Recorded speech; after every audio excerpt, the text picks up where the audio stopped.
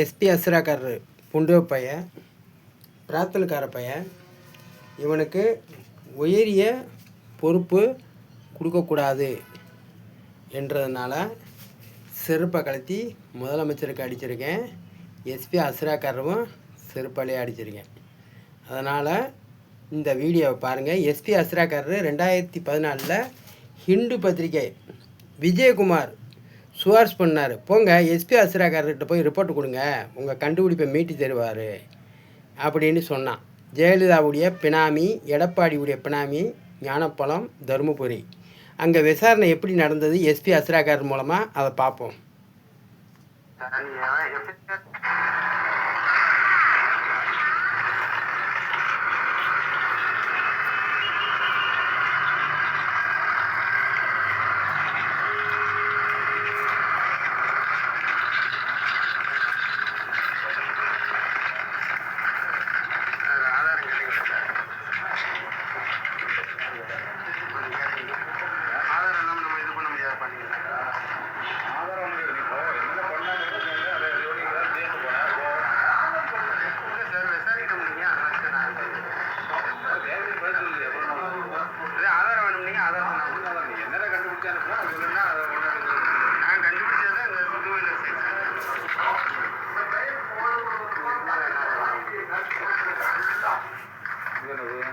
அவர் பேரில் பதிவு பண்ணியிருக்கு எல்லாமே இதில்.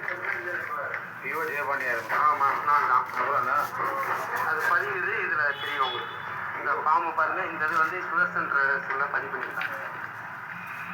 அட்ரஸ் ஆஃப் அப்ளிகேண்ட் புரியுதா? அட்ரஸ் ஆஃப் அப்ளிகேண்ட் தான் அந்த அட்ரஸ் அதை கொடுத்துருக்காரு. உன் பேர் உன் பேர் இல்லை, அட்ரஸ் அந்த பேர் என்ன அட்ரஸ் அப்ளிகேண்ட் உன்னோட அட்ரஸ். சார் இது எனக்கும் புரியாது சார். நீங்கள் எஃப்ஐஆர் கொடுத்தீங்கன்னா நான் போய் கோர்ட்டில் போய் நான் இது பண்ணுறேன் சார். எஃப்ஐஆர் வாங்க நான் எப்படி சார் கேஸ் எப்படி நான் பதிவு பண்ணுறேன்? எஃப்ஐஆர் போடுவாங்க இல்லைன்னா ஏமாதிரி கேஸ் போடுங்க சார். நான் புரியாதுக்கு நான் அந்த மானத்தாங்களை சொல்லிட்டேன்னு சொல்லிட்டு நீங்கள் கேஸ் போடுங்க சார். எங்க வேலை அப்படியாவது செய்யுங்க. நான் என்ன சொல்கிறேன், நேர்மையானவனாலும் உள்ளே போடுங்க. இது 1.5 மாதம் ஆகுது. நான் 1.5 மாதம் ஆகிட்டு இருக்கேன். எனக்கு எஃப்ஐஆர் கொடுத்தாலும் நல்லா இருந்தேன். ஒரு ஆட்சியாக என்ன சார் நான் வந்து தவறுலாம் சொல்ல சார், உண்மையை சொல்கிறேன். எனக்கு எஃப்ஐஆர் கொடுத்தா எல்லாமே வரும். எஃப்ஐஆர் கூட எனக்கு நானும் நம்பனால நான் அனுப்பிட்டு இருக்கேன். 2 மாதம் ஆக போகுது. எஃப்ஐஆர் கூட 9 இருக்கும்போது எஃப்ஐஆர் கொடுக்கணும். 9 இருக்குது. அட்ரஸ் கொடுத்துருக்கு. அந்த சார் ரைஸ்மில் இருந்தால் வேலை பார்த்துருக்கேன். இந்த வருஷம் அந்த வண்டி இல்லை சார். இதில் ஊழல் நடந்திருக்கு. அந்த எஃப்ஐஆர் கொடுத்தாலே கோர்ட்டு மூலமாக தான் அது வாதாடி எல்லாமே செய்ய முடியும். எஃப்ஐஆர் கூட இப்போ தான் பதிவு சொல்லியிருக்கு. எனக்கு எஃப்ஐஆர் கூட அப்புறம் கோர்ட்டில் ஒன்றும் தேவையில்லை. ஆமாம், எஃப்ஐஆர் போட்டா கோர்ட்டுக்கு போயிடல. நான் எஃப்ஐஆர் போட பதிவு சொல்கிறேன். எஃப்ஐஆர் சும்மா ஒரு அப்பன்ஸில் எஃப்ஐஆர் நான் கரெக்டாக சொல்லியிருக்கிறேன். இது உங்களுடைய ஆதாரத்துக்கு மேலே நீ வேறு எந்த ஆதாரம் என்னால் கொடுத்துருக்கியா? நான் படிக்காதவன். நான் வந்து எஃப்ஐஆர் வாங்கி போனாலும் இப்போ ஆசிரியரோட சீட்டு எழுதினா தான் உள்ளே போய் வைத்தியம் பார்க்குறாங்க. அது மாதிரி நீ எஃப்ஐஆர் போடுறீங்கல்ல, நீ அதே போல எந்த சீட்டு பேருந்து கொடுத்துரும் அந்த பரிசு கொடுத்து அதான் நான் கொடுத்தது சார். கொடுத்தது உங்கள்கிட்ட வந்துச்சு. என்ன கொடுத்துருக்காரு? எவ்வளோ? அது எல்லாமே கொடுத்துருக்கேன் சார். என்ன அது எல்லாமே வந்துருக்கு சார். என்னென்ன கண்டுபிடிச்சி பேர் அந்த அதில் இருக்குது சார் எல்லாமே. அதில் இல்லாத உடனே கேட்குறது இல்லை. அதில் இல்லைன்னா அப்புறம் என்ன? அது மூலமாக தான் நான் எல்லாமே எனக்கு படிக்கிற வயசு எனக்கு வேறு விவரம் தெரியாது. அது வயசு நான் உங்கள்கிட்ட கேட்குறேன். என்ன பண்ணுறது? என்ன சார்?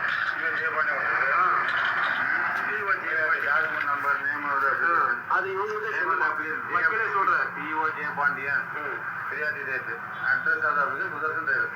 நீ அந்த ரைஸ் மில் சங்கில பார்த்தியா இல்லையா? இல்லை சார், நான் என்ன சொல்றேன்னா இதில் தவறு நடந்துச்சு சார். எனக்கு கோச்சிக்கிறாம எனக்கு இந்த கோச்சிக்கிறாம நாங்கள் லிஸ்ட் அனுப்பியிருக்கேன். சுதர்சன் அந்த சுதர்சன் அந்த இது பேட்டன் தைக்குது மெயில் அனுப்பியிருக்கேன். ஜெயபாண்டியன் பேரில் என்னென்ன பதிவு பண்ணிட்டு கேட்டுக்கிறேன். ஆனால் நீ என்னென்ன கொடுத்தாலும் இதெல்லாம் யார் பேரில் இருந்து கேட்க முடியும். நீ கொடுக்க மாட்டேங்கிற. நான் அதான் கொடுத்துட்டேன் சார். நான் பண்ணியிருக்கேன். ஒவ்வொன்று 6000 ரூபா சீட்டு எடுத்து அனுப்பிச்சிருக்கேன். அப்புறம் அந்த இதெல்லாம் டாக்குமெண்ட்ஸை கொடுத்தாச்சு. அந்த டாக்குமெண்ட்ஸ்லேருந்து நீங்கள் கேட்டீங்கன்னா நான் எப்படி சார் சொல்ல முடியும்? 6000 ரூபாய் ஒன்று டாக்குமெண்ட் அதில் இருக்கு இல்லையா? எத்தனை திரும்பி வந்துச்சு? என்ன சார்? எத்தனை திரும்பி வந்துச்சு? அதே அவங்ககிட்ட அதுலேயே கொடுத்துருக்கேன். நான் திருப்பி வந்து அந்த லெட்டர் பேட் அவங்க கையெழுத்து போட்டு சைன் பண்ணாலும் உங்கள்கிட்ட கொடுத்துருக்கேன். அது எல்லாத்தையா எல்லாருமே உங்கள்கிட்ட கொடுத்துருக்கேன். பேப்பர் என்னென்ன என்ன கண்டுபிடிச்சு எல்லாமே அவங்களே வந்து அந்த இன்னும் ஒன்று வேண்டாம் சரி சார். பூரா அந்த இதை ஸ்கேன் பண்ணி கொண்டு வந்துடுறோம் சார். என்ன ஸ்கேன் பண்ணுவோம்?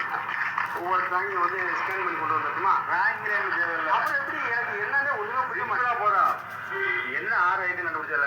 6 ஐட்டம் இல்லை, 16 ஐட்டம். 16 ஐட்டம் 16 ஐட்டம் என்னென்னு கூட 1 2 3 போடு. 1 எனக்கு அதில் எப்படி பதிவு பண்ணுவாங்கன்னு உங்களுக்கு ரூல்ஸ் தெரியலையா? 6000 ரூபாய்க்கு நான் எதுக்காக பதிவு பண்ணிருக்கேன்னு தெரியுமா? எனக்கு வந்து இப்போ நான் இப்போ பாருங்க நீ 16 கண்டுபிடிச்சேன்னா 16 பேரும் போட்டு நீ கூட இது வந்து என்னது பஜாஜ் மாரி சைக்கிள் ஸ்டாண்டு இதுக்குள்ள புல்லட்டுக்கு இது வந்து நெகட்டிவ் கொண்டா இதுக்கு ஹீரோ கொண்டாண்டு கோயில் மணி இது லைட் சென்சாரு 16 இந்த 16 ஐட்டத்தையும் நாங்கள் எழுதி அங்கே கேட்கணும் ரேஷன் டயத்தில். எப்போ 2 மாதத்துக்கு மேலே ஆகுதுங்க சார். எனக்கு நீங்கள் கொடுத்தீங்கன்னா நீங்கள் கண்டுபிடிக்க வேணாம். நீங்கள் எனக்கு எஃப்ஐஆர் கொடுத்தீங்கன்னா நான் எல்லாம் என் வக்கீல வச்சு பார்த்துருவேன் சார். எஃப்ஐஆர் வச்சு பாருங்க. அப்போ என்ன சார் எனக்கு அந்த ரைட்ஸ் எனக்கு இல்லையில அது வச்சா நான் கேட்குறேன் உங்கள்கிட்ட. நான் படிக்காதனால தான் நான் இவ்வளோ கண்டுபிடிச்சி கடை வாங்கி கண்டுபிடிச்சேன் சார். கடை வாங்கி கண்டுபிடிச்ச வச்சு தான் சார் பயப்படுறேன். நான் இவ்வளோ காசுக்கு நான் பதில் சொல்லி ஆகணும் சார்.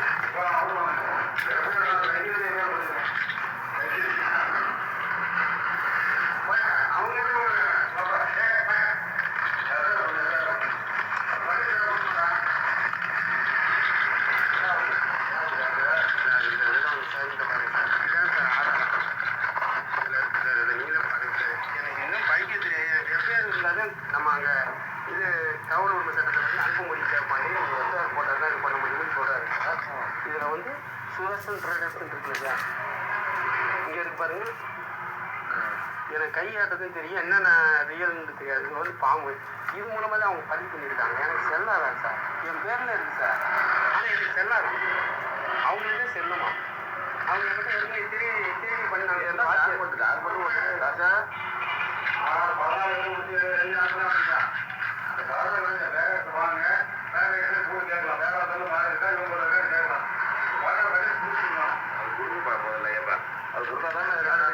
அந்த இதில் கொடுத்துருக்கேன். ஒன்று 6000 டிவி எடுத்து போட்டிருக்கேன் சார். 6 டிவி வந்து அவங்க கமாண்ட் என்னது இதை பதிஞ்சிருக்காங்க சார். அதுதான் நம்ம கேட்கறல சம்பளம் கேட்க கொடுத்தாதான் நாங்கள் போய் என்ன மாதம் ஆச்சு சார். காசில் ரீசனபிள் ஃபீஸிபிள் அதிகமாக கேட்டு போட முடியாதுப்பா. அடிக்கடி கேஸாக கண்ணு ஐவிட்னஸ் இருந்தது, பாதத்துக்கு சர்டிஃபிகேட் கண்ணுடைய படிப்பு எல்லாமே கெட்டு போகுது.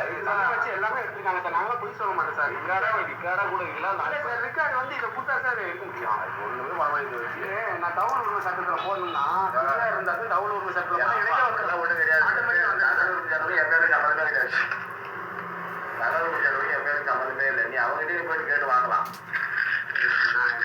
எப்போ வந்து எந்த முகாமல் கட்டிட்டாங்க. நான் போய் என்ன பண்ண முடியும்? இதை வச்சு என்ன போய்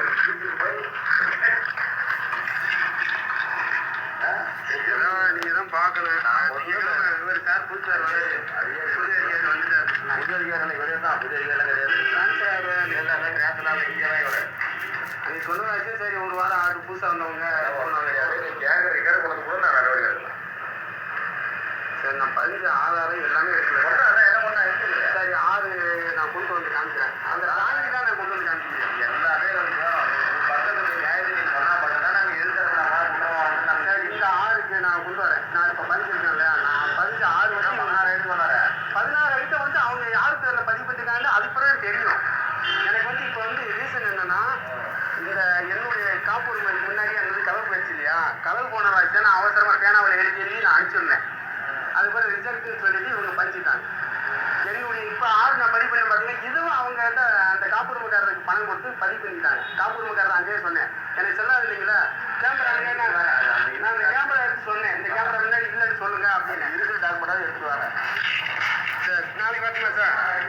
சரி நன்றி சார். ஏன்னா நான் 2 மாதம் அழைச்சிட்டு இருக்கேன். உங்களுக்கே தெரியும் பெருசு இல்லை. இல்லை அது நான் அதை கட்டி வேறு டாக்குமெண்ட்ஸ் யாருமே கேட்க வரணும். காரத்தோடு வந்தால் தான் நடவடிக்கை இல்லை. சும்மா டாக்குமெண்ட்ஸ் அதில் உள்ள டாக்குமெண்ட்ஸ் உண்மையில் யாராக இருந்தாலும் என்ன சொல்கிறாங்கன்னா இதில் உள்ளது ஊழல் நடந்துட்டு தெளிவாக பண்ணிக்கலாம். இதை பார்த்தீங்க எஸ்பி அஸ்ராக்காரனுடைய போர்ஜரியை அடுத்த டேக்கில் பேசுவோம். இவனுக்கு உயரிய பதவி கொடுக்கக்கூடாது. முதலமைச்சருக்கும் செருப்படி தான். முதலமைச்சர் எனக்கு அக்னாலஜ்மெண்ட் கார்டு கொடுக்காம இருக்கிறாரு.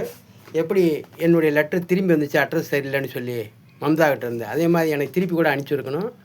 லெட்ரு வாங்கியிருக்கீங்க, எனக்கு அக்னாலஜ்மெண்ட் கார்டு விஜய் முதல்வர் அனுப்ப வேண்டாம். ஒரு வாரத்துக்குள்ளே 8ஆம் தேதி அனுப்புனது எவ்வளோ நாள் ஆச்சுன்னு பாருங்கள். நன்றி வணக்கம். அடுத்த டேக்கில் பேசுவோம்.